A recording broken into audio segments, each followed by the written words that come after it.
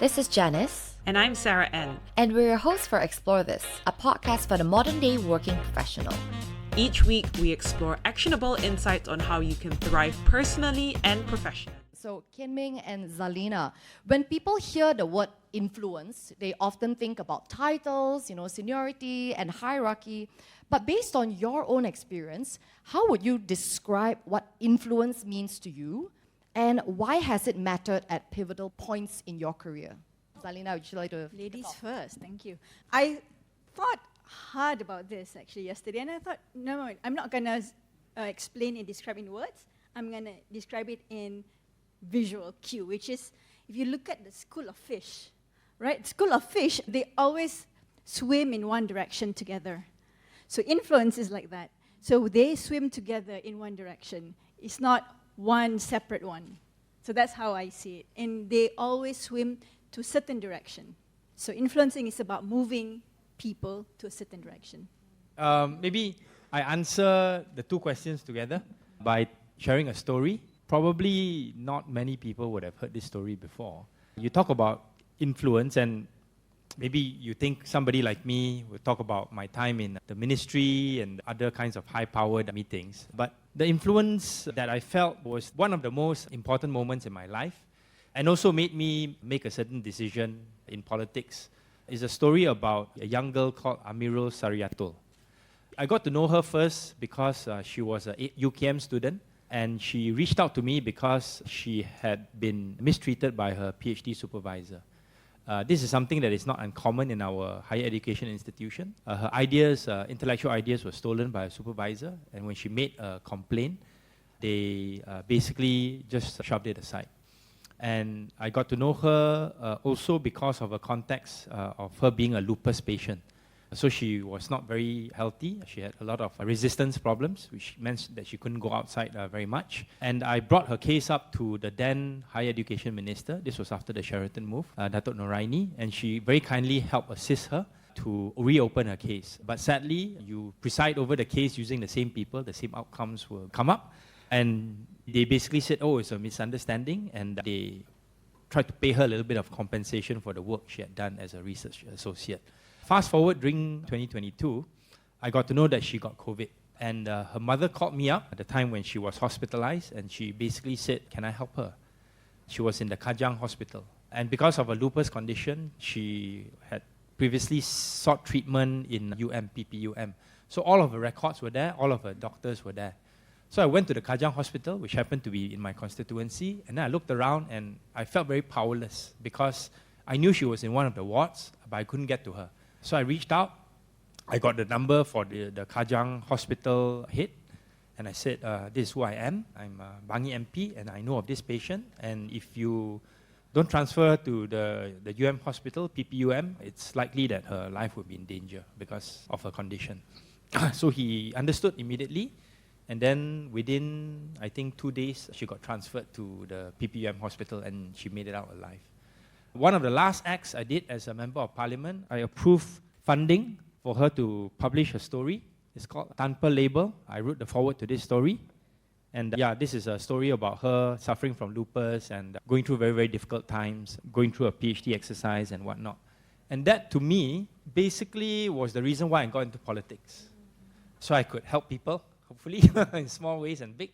And I think it's also one of the reasons why I chose to step back away from frontline politics, because just one case like Mira drains a lot. Her life was on the line, and I had to step in some ways. And I don't want to have a situation where other people call me and then I find out I can't help them, and then something happens to them.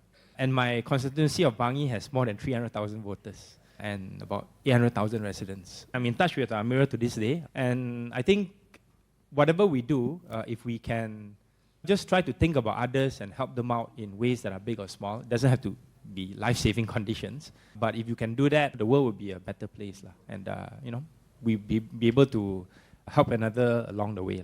Yeah, so that's my story. Yeah. My story is a little bit less dramatic and life-threatening, but I just want to share something that is quite interesting because I started as an engineer, as you know, in ExxonMobil. Of course, when I first started, graduating from US university, and I thought, wow, I'm so big, I can just go and tell the guys offshore what to do. That's very wrong. Didn't work out that way, huh? It didn't work out that way, and that's where I learned influence smack in my face. It's all about understanding the context. Going back to the fish analogy, where do you want to go?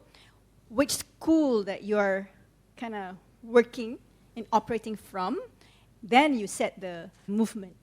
Because initially I thought being an engineer is quite easy, right? An engineer is very straightforward. You need to solve a problem. This is how you do it. This is the data. It's very clear. And then you get people to do it. Correct? You would think. That's what I thought. And from day one, I remember speaking with American accent, calling offshore. Mr. Chin, you will appreciate this. Because imagine, you were one of those guys, right? Imagine receiving a call from a young undergrad, like, hi, Mr. Chin, can I have this data by tomorrow? Would you act on it? Of course. Uncle No, Chin, you different said breed. of The course. answer. Yeah. But no, right? I mean, that's the reality. So that was a biggest lesson learned for me. And then going forward as I evolved in the engineering department and working with the, I think it has taught me a lot. Especially when you're young, and then you have to ask people to do certain things for you. How do you then approach? So that's where influence come in as a young person. But then as you go along, and I learned that influence at different phases for different people are different. And I'm also very aware that when I was a COO, whatever I say, I have to be very, very careful. Because whatever I say, the word that comes out of my mouth becomes an order. And that also can be a negative impact because I have to be very clear what is it that we want to get out of that. So it all depends on the context. But I know that influence is not a straightforward thing. So when you ask me, I was trying really hard to package it because it's not a straight line. It's not one size fits all. It depends on the context. It depends on the story. It can be as draining. It can be as liberating. It depends on the case. Absolutely. But Zalina and Kian Ming, even as you shared your respective stories about, number one, how you grasp the concept of influence, I think one thing that we wanted to do is also wind back the clock a little bit. So coming back to the time before you respectively had titles, whether it was in politics, whether you held the role as COO, etc., and tying it all to our theme of today, which is leading from where you are. So before that leadership title was entrusted upon you, before you had a specific known hierarchy, etc., what did leading from where you are look like? And in other words, how did you, take initiative and influence others while having the intention to create impact without authority and, more importantly, without that title? Because as you said, as a COO, whatever you say, people have no choice, realistically, but to follow as you have asked them. But when you don't have that title, so what did that look like for you back then? Winding back the clock, not that many years ago, I'm sure. No, 20 years back. Okay. This is the one that I want to share, the framework. It's also FISH, F-I-S-H. F is framing, I is intention, S is staying curious, and H is holding space. And we have a little beautiful yeah. image that will flash up on the screen as well as Zalina explains this. Yeah. So basically, F framing is framing the school of fish or the people that you want to influence. In the case, for me, when I was the metering engineer, metering lead, I think that was 2006. So it's only 6 years after I joined the company. All my reports were 50-plus-year-old guys, which I love dearly. Right? They are the experts in metering. I know if you are thinking, what is metering? It says custody metering that measures the oil and gas from coming out from the platform. So it's like your cash register. It's very important, right? So you kind of have to frame it. The way how I work with them is I understand, okay, they are the experts, I'm not. So we have to understand that, okay, I have to speak the language, so framing it is very important. Why do I ask what I ask? Intention is very important because people see and smell your intention from very, very far. If the intention, which is the I, is for yourself only, you and yourself, you will not get very far. But if it's a collective shared responsibility, then people see that it is for the common good. So how I did it was, okay guys, we need to meet certain standards because if you don't do this, then this is going to happen. So that's how I influenced them because they know that I don't know. And I said that, I don't know guys, please help me with this. But I know how to manage a team. So that's the I part. And then S is stay curious, because I'm always a curious person. And I learned that your idea or whatever you're thinking is not always the best. So I'm always curious about what are the options available and make that a bit more light and fun, because when you're curious, it's not confrontational. When you're curious, you're like, okay, how can we solve? It's a problem solving, really. And the H is really holding space. I know I'm speaking a coaching term here, but holding space is something that I learned for the last 10 years.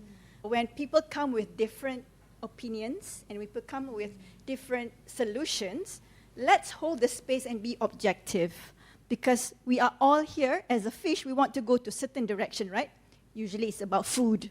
In our case, is we want to solve a problem, we want to create whatever that impact is.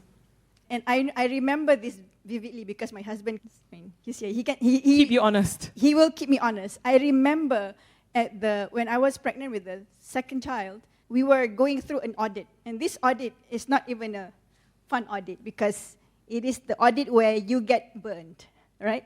So I remember asking our team, okay guys, this is the thing that we need to do. How are we going to get there? And it's within the 6 months span of time. So using that framework helps me, because you have to communicate directly what is the impact, what is it that you want to get. If you don't do that, what will happen? And then invite the solutions. And I think that's where the offshore guys also, at the end of the day, I always have fond memories of offshore guys, because once you explain to them, then they will do it. Actually, you're right, they will do it for you, but after you explain lah. So those are the ones that helps me so far. And I can share later, but I think for people without authority, that will help a lot, because you can't really tell people what to do, but you can share your vision. I think everyone here has the power to share your vision. And if the vision resonates with the group, your school of fish, you will get somewhere. Zalina, I really like how your approach is not just externally, how you communicate and how you show up, but also internally, because I think, the internal monologue, I'm not sure if you guys feel the same, but even for me, when I was in my early working career days, it's the internal monologue that sometimes holds you back, right? I'm not that senior, no one's gonna listen to me, like what weight can my voice carry? So the fact that you stayed curious, you were not undermining your lack of authority at that point, really propelled you towards putting yourself out there, and as a result of that, getting others to work together with you and collaborate. So really, really love that, Zalina. What about you, Ming? I go back 35 years. When I was studying in Raffles Institution in Singapore, we stayed in a hostel, a group of us, the Malaysians, who were studying there. And what I used to do was to get my group of friends to do different things. We were a bunch of peers. There's no leadership kind of titles among ourselves. So we would do things like learn how to play cards, chor tai ti, and other kinds of games. And very educational. yes. You learn how to count odds, when you're young. And we will also do things that are a little bit off the beaten path, meaning things that were a bit naughty. So what we did was, and I was sort of like the ringleader, Of course you were, Ming. we took turns, but I initiated some of these things. What we tried to do would be things like, we would go to a movie theater, and there used to be one in Singapore called Picture House. So a lot of artistic movies and things like that. We would sneak in for some of these movies that were supposed to be for people over 18 years old. So that time we were, 15, 16. So what we would do is one person would go in, and then and I know this is being recorded, so hopefully you don't get blame me for my older mistakes. And we would use one ticket, and then after that, there will be ways in which we can get the ticket out to the next person by using another exit door. And then if we want one ticket, we'll get in about 5 people. And because there's nobody inside there watching that movie, so we'll watch a movie that we're not supposed to watch using one ticket for 5. Buy one, free 4. Yeah, so you learn how to be creative, you paint around the edges. And then one of the things that we did that we still share about and joke about, because I still keep in touch with a lot of my friends, is we sneaked into the swimming pool area for Hwa Chong Junior College, which was next to the hostel, Hwa Chong Hostel that we were staying at. And before it was officially open, we wanted to go in and take a swim, right? So we sneaked out after 12 midnight. We're not supposed to go out, and then we found a way to sneak out of the hostel through the back door, and then we swam there. And then one of my friends even lost his glasses there. We had to spend a lot of time looking for the glasses. And then we snuck back in again. Thankfully, we didn't get caught. And I think the moral of the story, as I reflect back, is sometimes, when you do crazy things together without any authority, so to speak, you remember these episodes for life. And I still count them as my best friends. One of them, within the ASEAN Scholar Group, his 19-year-old son actually just passed away in China because of certain conditions, and we grouped around him, and then we tried to support him as much as possible. Nowadays, as we are older, every year we would have a guys gathering where we go to a place together. Next year we'll be going to Da Nang in Vietnam, and it's a reminder that, these are the friendships that you keep for life. And no matter what career path you take, these are the people, and no matter how high you go or how low you are, these are the people that will stick with you for the rest of your life. And I hope that the moral of the story here isn't how you can be creative by buying one ticket and, getting four free passes, but really on kind of leveraging that relationship, right? On building a network as you explore how to build influence at a young age. So Kian, I kind of want to double tap on your politics, past life, current life, so to speak, and just get really real for a moment, right? Because I think when it comes to the world of policy, the world of politics, you're often facing skeptical stakeholders who might have competing agendas.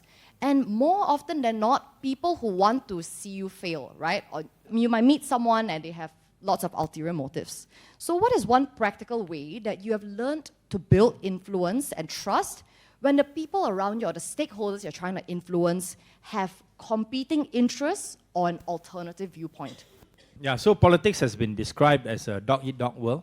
Very dirty, very complicated, and I actually can attest to all of those things. And I don't usually go into very political stories, but since there is an opportunity, I think I'll share a story, which I've shared before in some podcasts, but maybe since you may not be so familiar with the political arena, I'll share it again here. After the Sheraton move, I lost my deputy ministership. Many of my colleagues also lost their positions. But of course, we still went back to being MPs. And during COVID, it was a difficult time because we had to do all of these without government resources since our allocation had been taken away from us because we were back in the opposition. And this was during a time when Tan Sri Muhyiddin Yassin, the 8th Prime Minister, was under a lot of pressure from UMNO, especially from now Deputy Prime Minister Zahid Hamidi, President of UMNO, because he was threatening to pull back support from Muhyiddin and to bring him down so that there could be another Prime Minister that was more amenable to what Zahid wanted for himself. And you could see what he got out of it under the new government. But during this time, I felt that the whole political ecosystem in Malaysia was getting very unstable, where everyone was fighting for their own benefit. Right? Muhyiddin was trying to stay alive. I was trying to pull him down so that he could become Prime Minister. It became very, very unstable. And during this time, I thought, hey, what the heck? I'm not sure what I can do about it, but let me try. So I actually reached out to Muhyiddin's private secretary, somebody who is still very influential in his circles, and somebody that I had known as a PhD student. He was studying in Canberra, I was studying at Duke. And I said, hey, why don't we talk, try to make some deal? And we spoke. It was myself and Tony Phua, together with Tengku Zafrul and Dato Mazuki, that's his name. And he would acknowledge this because it's sort of like semi-public. And I said, okay, why don't we do a deal between Pakatan Harapan and also Muhyiddin and say that we will support you in exchange for certain things that you can give to us, certain institutional reforms. Right? And this will be linked to the question of how you want to bring together competing interests. And what we wanted from Muhyiddin were things like putting in place an anti-hopping law, equal allocation for opposition and for government, implementing Undi 18. That time it had been passed by Syed Saddiq but not implemented yet. Judicial reform. There were about 5 or 6 things. To me, it was a no-brainer, but I think people on the government side was wondering, what is this idiot doing trying to save our jobs? Meaning, you are the guys who took us down. You are the guys who betrayed us and brought down the Pakatan Harapan government. Right? So why are you trying to save? But to me, it's very clear because I was trying to do something for the country. I was trying to help to stabilize the situation so that there won't be people pulling down and up. And this is during COVID, right? We have other more pressing issues to worry about. And that deal was sent to Muhyiddin. Muhyiddin, if those of you still remember, he made a public announcement. He had a speech saying that these are the things that I would deliver to Pakatan Harapan if they would agree to supporting me. Unfortunately, the leaders in Pakatan Harapan, my own coalition, They were too bitter over what Muhyiddin and all these guys did during the Sheraton move. So they said, no way. He lost support, had to resign as Prime Minister, and that time I already knew Anwar didn't have the numbers, right? Went in, surely no numbers. Mas Sabri became the Prime Minister. So what I did not materialize for Muhyiddin. But because those 6 points were already on the table, my colleague Anthony Lok took this and said to Anwar, look, this is on the table. You don't have the numbers.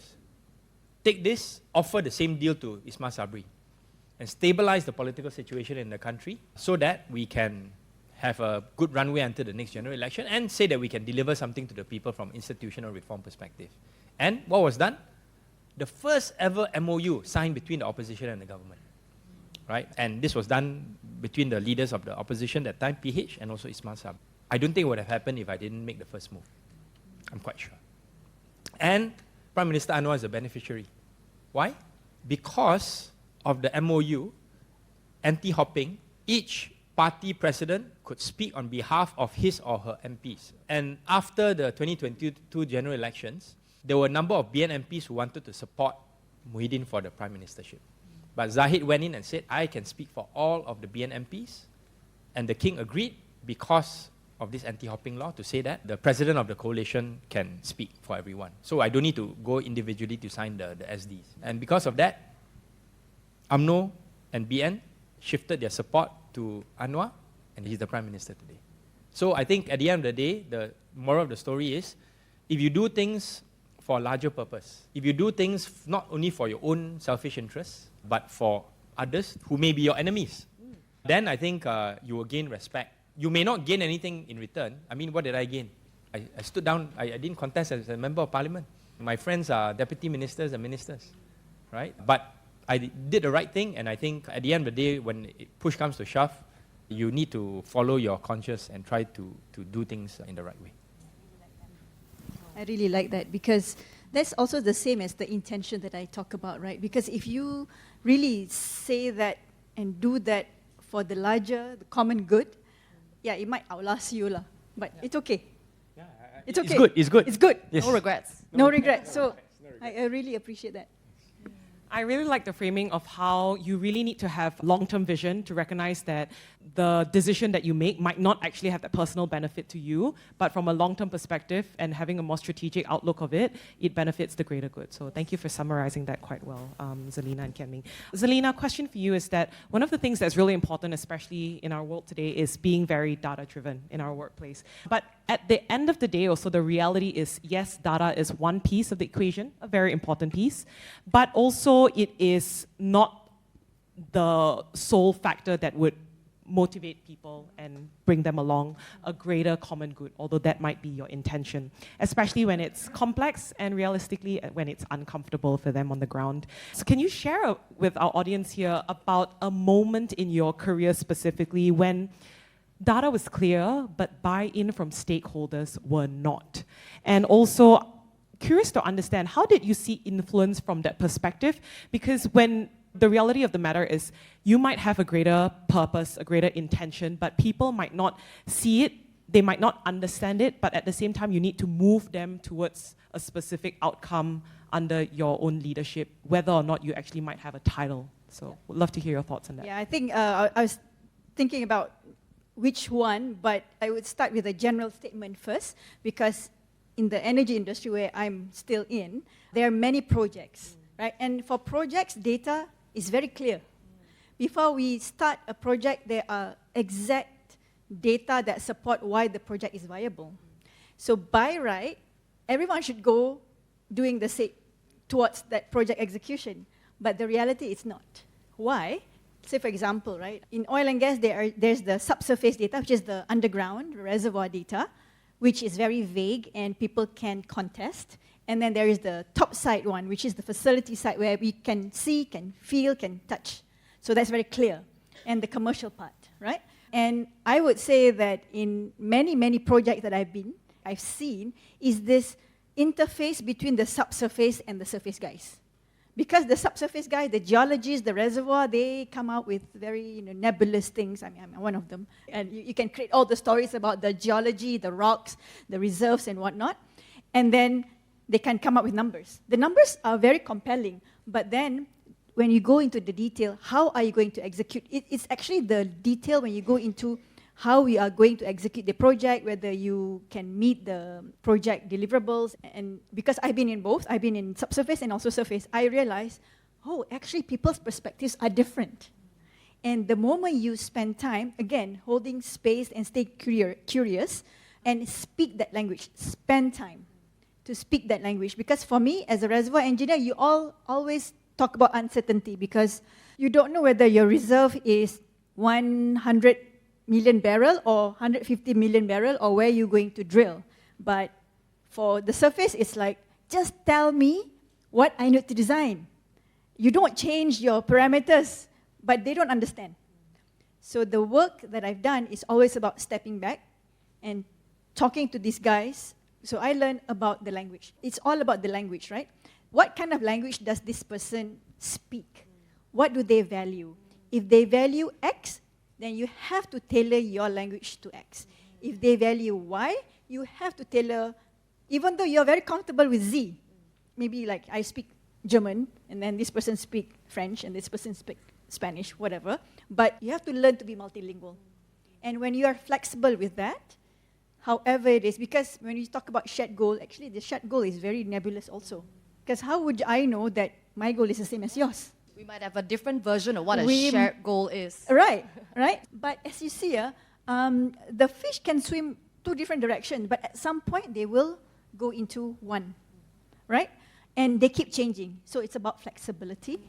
It's about speaking the language, framing it, and then be okay to move whenever you need to pivot. And be okay to like, yeah, I'm wrong. Has there been a time when this has backfired on you? Oh yes, many times. Tell us more. So this is where I think we have to balance the too much empathy, too much collaboration to what needs to get done. And it's not an easy decision to make, especially if you're in a corporate world. It's harder in politics. I'm sorry, I will never go into politics. I was in... Good choice. I know. I was in MPRC and Pemandu for 2 years and that was it. Because I was like, oh, my engineer brain cannot brain. I knew your former CEO, Matrik. Oh, okay, yeah. So I think the balance is all about, you have to still prioritize what is the most important. And as an engineer, it's all about risk management, problem solving, and be okay with it, right? If you are a COO, you need to deliver XYZ, sometimes you can't run away from that. You have to run your P&L, As the decarbonization, you need to reduce your GHG at a commercial rate, then you have to do it. This is where corporate, you just have to understand that there are trade-offs. And I think everywhere in life there are trade-offs. And you're okay with the trade-offs. I think it's going back to framing and intention, that you know what your trade-offs are, and that you're okay with it. Yeah. But it's case by case, it's not general. Can I just add a bit to that? Maybe in a different context, and this context that I'm getting to be more familiar with. If let's say it's not in the petroleum sector, it could be, let's say you are working for a company that has different divisions, so to speak. Marketing arm have their own objectives, right? The manufacturing arm have their own objectives. The accounting and finance arm have their own objectives, right? And then you work in your own silos, and hopefully you'll be able to see things from other people's point of view. And then as the CEO, people at the C-suite level, probably the CEO's job would be to bring all these different perspectives together and then make a decision on what is the best move forward for the entire organization. And sometimes that involves making difficult decisions that wouldn't be a popular one, but also coming to terms with it and making the decisions having considered all of the facts. Really like the framework that was shared, and thank you both for being so candid. But we want to take the opportunity to open the floor now and to take questions from the floor. I was very heartened when you told the story about your mischief back at Raffles. And the one thing that I was very curious about is you said it was things that you remember for life, and bonds were created. How true is that in the world today, that in doing mischief together, we actually form bonds that stay for life? I think it's not just the doing mischief part. I think it's about building trust, doing things that are potentially risky. So that was the case, I think, with my friends from Raffles. So, with my colleagues in politics, those that I took risk with, like Tony Pua, people like Liu Chin Tong, the kind of connections are much stronger. So I think it's probably the same for you guys as well. Those that you jump into the shark invested pool with, and then you manage to survive. Those are the people that you know are willing to put their necks out there, and people that you would also be willing to sacrifice yourself for. Maybe I just give one example, one more recent example. Somebody that I respect and admire a lot is Khairi Jamaluddin. I've been on his podcast a few times together with Sharil Hamdan. And I've seen him go through tough times in politics. I've seen him go from minister to backbencher to losing the presidency of UMNO, the contest with Zahid, and then losing his Sungai Buloh constituency. And now I think has come up to be a very successful DJ and podcaster. So I think somebody like that, I've done a lot of stuff with him in politics, outside politics, and I know different people have different opinions about him, but he is somebody that I'm willing to go to bat for. If he comes out in the next general election to contest, which is likely the case, I have told him, and I'm more than happy to say it publicly, I will go out to bat for him. I will support him, I will publicly campaign for him. Everyone has their own faults. I think he will be a transformational prime minister. Right? So you ask about those bonds, that's how you build it, through thick and thin. Actually, the hardest part and the hardest moments were the one that will definitely build that trust. Because they have seen you at the lowest point or maybe at the mischievous point. Hi Kian, Ming. Hi Zalina. Thank you so much for sharing today. So my question today is, how would you go about managing senior stakeholders? So for example, there are like C-suite levels, right? Who maybe have competing priorities or ideas, and you're a project lead, right? So how do you ensure that there's a common alignment on what's the end outcome in a way that's the most efficient and effective? So I go back to my days as a management consultant at BCG and the things that I learned and probably should have learned earlier. A lot of the time, as a junior, giving feedback to your seniors, including at the C-suite level, it's about making them look good, right? I think that's the first thing. All bosses want to look good. And I think if you can do it in a way that are consistent with your own principles and are consistent with the principles of the organization, or at least what is on paper in the organization, that would be helpful so that you can think of how they would feel in their position being given the information that you're giving to them. Of course, you cannot sugarcoat everything because you also have to tell them the challenges as well. But if you can think on their behalf, as you tell them the challenges, if you can do it, you tell them the possible solutions, right? And the more you are able to think like that, the more you'll be preparing yourself for being in those positions. If let's say the bosses can see that you are somebody who has that potential, hopefully they are good bosses, then they would want to promote you and work with you. And usually, if let's say you are at the junior level and then they are the C-suite, the distance is too big for you to be competitors, right? But if let's say you are telling somebody that's just above you, not the C-suite, but middle level management, then that person may see you as a threat. So you need to be cognizant of all these kinds of different kinds of dynamics along the way. But like I said before, try to do the right thing, and I think at the end of the day, the right people will see your value in the organization. And if let's say that organization cannot see your value, then maybe it's time for you to look for another organization. I think we have one final question from the back. What feedback was hardest for you to hear but most valuable? And how has both of your leadership style evolved over time? Yeah, thank you very much. Okay, I'll take that first. So it was during my MPRC days that my CEO gave me this feedback. He said that you have a lot of ideas and I can see that you have a lot of passion, but you can't really seem to channel it constructively. Because I think as a young person, you feel like there's so many things to do and there's so many things, and I think that also stems from feeling not heard, right? And it's, okay, this one is female thing lah. You always have to speak double than men to be heard. The first time I heard that feedback, I took it negatively, but I didn't react. It was more like inside. It's like, kram. But now, I look back at it, it was a gift because somebody was kind enough to give me that hard feedback. Because otherwise, I'm sorry, but a lot of the bosses here don't know how to give feedback. And you kind of like just chugging along, suddenly you get a ranking that's not good, right? To me, that was not good. It's better to give a radical, candid feedback that helps the person. But that was the first time in my life somebody talked to me, direct to my face, and said this. I didn't react to it. I sulked over it for a week.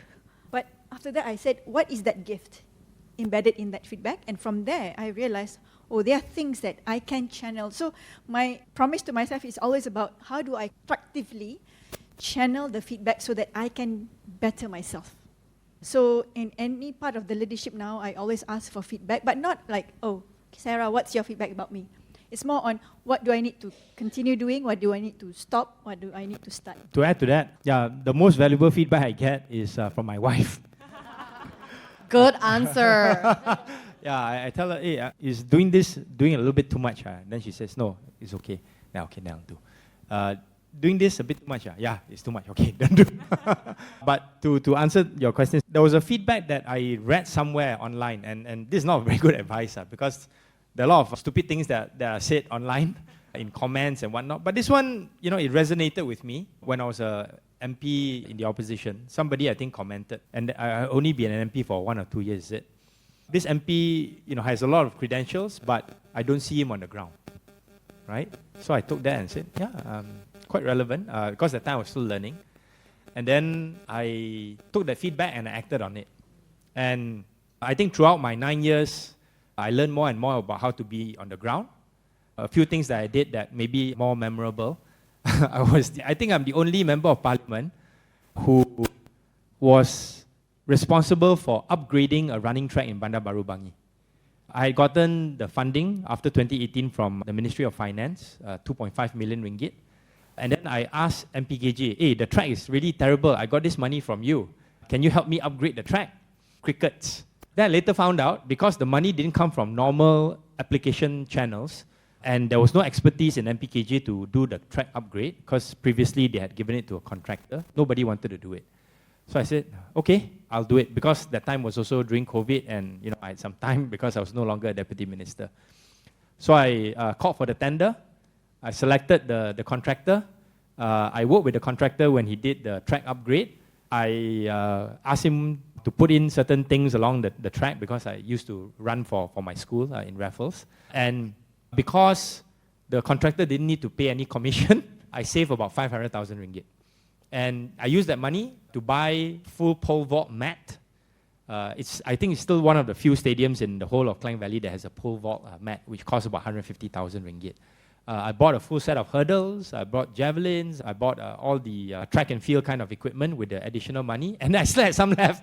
So I told my staff, let's upgrade this gym equipment, put it next to the park. So that was my gift to Bandar Baru Bangi, and people still remember. It's a public track, you can still go there. It's a bit older now. And then also, people will say I wasn't so hands-on going down to the ground. You talk about Pemandu. They did this River of Life project, which was, I think, expensive, and they did some good things. When I was in opposition, I didn't want to just criticize the project. So what I did was, I went into the river. I literally went into the river. You go to YouTube, you type in Ong Kian Ming River of Life. You see a video of me in the river in 2 kayaks. And using those kayaking experiences, I bought kayaks for my own constituency. I went down the river in my own constituency, Sungai Langat, to detect pollution points. At the end of 2021, I'm sure you guys remember the big flood in Selangor, and there was this big flood in Taman Sri Muda, and my kayak was deployed there. And I spent about 4 hours there, going in and out, taking people in and rescuing some people. So I think the moral of the story is that I took that feedback in, and then I definitely was on the ground in the river, everything. So after that, people found it hard to criticize me for not being on the ground. In terms of changes of leadership style, I think over time, the one thing that I really learned to do much better and do more is also to develop empathy. Because of my background, I'm very purpose-driven, goal-driven. But then now, when I engage with people, I try to find out what is it that I can do for them, how can I assist them and help them, and see where they're coming from, whether it's from a company perspective, from somebody wanting to go out, reach out to C-suite and others. So that's probably something that I enjoy much more doing compared to before. Before was like, what's the task? Let's do it. Now I think a bit more chill. Let's have a discussion, see what things we can do. Don't need to do them immediately, right? Hold your space and then see what happens. Actually, what I learned from you is stackable stuff. If you didn't do your River of Life, you wouldn't do the kayak. If you don't do the kayak, you wouldn't get to the Sri Muda thing. So, okay, I'll take that as my lesson learned today. Updating, Bayesian updating. Yep, Bayesian updating. Yeah, I think what I'm hearing also is that sometimes influence is also about taking that first step, right? Of making that first move and ultimately creating a ripple effect out of that. So I think what we want to also land on is one final advice. What is one concrete action that if you could give as an advice for people to take away in terms of starting that journey of building their influence, what would it be? Yeah, for me, it's really, if one thing, it's about being intentional. Because if I know what the outcome I want for the greater good, then everything else will follow. Because I find a lot of my mistakes is when I'm just shooting from the hip or getting from my ego. The ego doesn't work. So if I'm being intentional, and in whichever way you are, then inshallah, things will be fine. I'll give 3 lah. I think the first one is maybe take a bit more risks and share more of your own personal thoughts and reflections on LinkedIn. I think this crowd is the right kind of crowd. So, be a bit more vulnerable, and I think people will respect their authenticity and say how, use that vulnerability to show certain lessons that you've learned, but do it in a genuine way. That's one. Second is, try to do fun things with friends. And I always advocate exercise. So it can be pickleball, badminton, running, anything like, walking and stuff like that. And do it in a group. That's how you build friendships, and then also good for mental health. And then the third thing, I think, would be enhance your sense of observation. And what I mean by this is, and I've practiced this over time, when you walk into the room, just take a look around, see who is around, and then maybe if you see somebody in the corner that's not so comfortable being in that place, you can talk to that person, right? And make that person feel more comfortable, and just find out more about that person. I think that would be good for you and good for the other person as well. With that, we are going to break out into a short 20-minute breakout. If you stuck around to the end of this episode, we want to say thank you for exploring with us. And if you don't already, please follow us on Spotify, subscribe on Apple Podcasts, leave us a rating and review, and most importantly, share this episode with your friends. We'd love to hear from you. So you can also connect with us on Instagram using the Instagram handle Explore This Podcast. ACTSPLORE This Podcast. New episodes for Explore This drops every alternate Mondays at 8 p.m. See you then!